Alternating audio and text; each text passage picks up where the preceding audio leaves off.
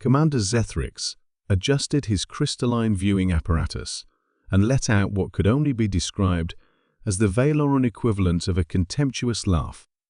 The holographic display before him showed the primitive blue planet that the inhabitants called Earth, its surface crawling with bipedal creatures who had barely mastered interplanetary travel.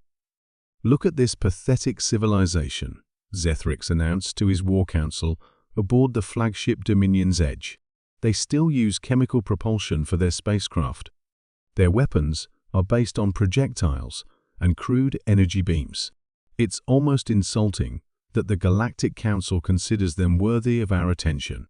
High Strategist Kalara, her 6 arms gracefully manipulating data streams in the air, nodded in agreement. "Their technology is at least 3 millennia behind our own, Commander. Our phase shift engines alone make their entire fleet obsolete. This conquest will be completed within a solar cycle." The Valoran Empire had dominated 17 star systems using their advanced phase technology, the ability to shift matter between dimensional frequencies, making their ships and weapons virtually untouchable by conventional means. Their phase cannons could tear through any known material, and their vessels could phase out of normal space-time to avoid enemy fire entirely. As the massive Valoran warfleet approached Earth's outer solar system, intercepted transmissions from the human military filled their command centers with what sounded like panic chatter. Admiral Sarah Chen of the Earth Defense Force was coordinating humanity's response from Lunar Base 1, her voice tense over the communications array.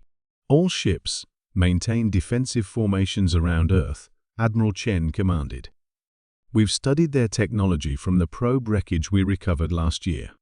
Their phase-shifting capabilities are formidable, but we've had time to prepare." Zethrix dismissed this with a wave of his primary appendage. Preparation means nothing when facing superior technology. "Deploy the phase Armada. Let's end this quickly." The Valoran phase Armada materialized at the edge of Earth's solar system, 300 vessels that shimmered like mirages, their hulls constantly shifting between visible and translucent as they phased in and out of dimensional space. Each ship bristled with phase cannons capable of devastating entire continents. Dr. Yuki Tanaka, Earth's leading quantum physicist, monitored the approaching fleet from her laboratory beneath the Himalayas. Her team had spent the past year reverse engineering Valoran technology from debris recovered during their first scout encounter. What they had discovered changed everything. Admiral Chen, Dr. Tanaka's voice crackled through the secure channel. "The enemy fleet is approaching. Are our ships in position?" "Affirmative, Doctor. All vessels are equipped with your modifications. Let's hope your theory is correct." The first wave of Valoran ships engaged Earth's defense fleet near Mars orbit. Zethrix watched with satisfaction as his phase cannons fired through the human vessels, the energy beams passing harmlessly through their targets as the Valoran ships remained safely shifted out of phase. As expected, Kalara observed, "Their weapons cannot even touch us when we're phase shifted. This is hardly worth the fuel we've expended getting here." But something was wrong. The human ships weren't retreating or exploding as anticipated. Instead, they maintained their formations, and suddenly their own weapons began firing not the primitive projectiles or energy beams the Valorans expected, but strange, shimmering bolts that seemed to fluctuate between dimensions. Commander Zethrix felt his confidence waver as one of his frigates suddenly materialized in normal space, smoking and damaged. "What happened to the phase hunter?" he demanded. "Sir," his tactical officer reported with alarm, "the humans appear to have developed phase-synchronous weapons. They're forcing our ships back into normal space-time." Dr. Tanaka smiled grimly as she watched the battle unfold from her underground command center. "You see, Admiral, when we analyzed their technology, we discovered something they didn't account for. Their phase shifting operates on quantum frequencies that follow predictable patterns. We simply had to build weapons that could track and match those frequencies. The Earth Defense Force had spent months developing what they called phase anchors weapons that could lock onto phase-shifted matter and force it back into normal dimensional space. But that wasn't their only surprise. As more Valoran ships found themselves vulnerable in normal space, Earth's fleet revealed its second innovation. The human vessels began to phase-shift themselves, but unlike the Valorans' crude dimensional jumping, they had learned to slip between multiple phase frequencies simultaneously. Admiral Chen's flagship, the Defiant Dawn, materialized directly inside the formation of Valoran capital ships. "All batteries, fire at will," she commanded. The Valorans discovered that their supposedly primitive enemy had not only matched their phase technology, but improved upon it.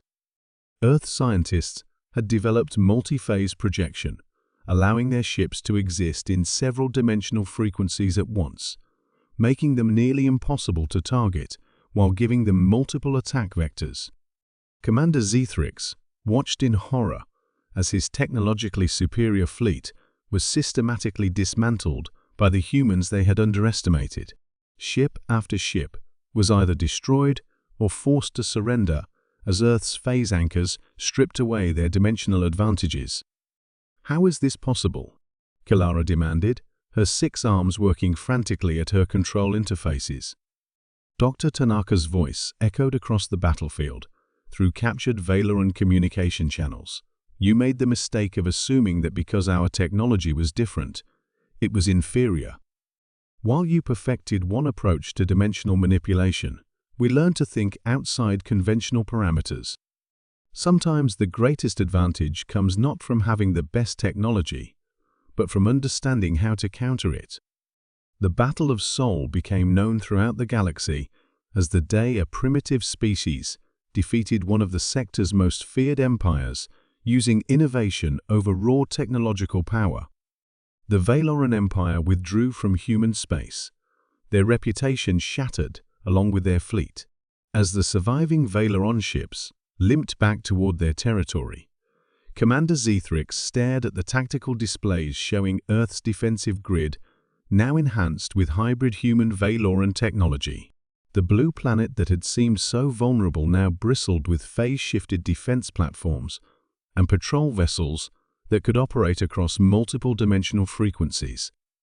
The galaxy had learned an important lesson: never underestimate a species' capacity for adaptation and innovation, regardless of how primitive their technology might appear. Earth had proven that ingenuity and determination could triumph over technological superiority, and the Phase Armada's defeat served as a warning to any civilization that might consider humanity an easy target. In the depths of space, other civilizations monitoring the conflict made note of this new power that had emerged from the small blue world, and many began to reconsider their assumptions about what constituted advanced technology.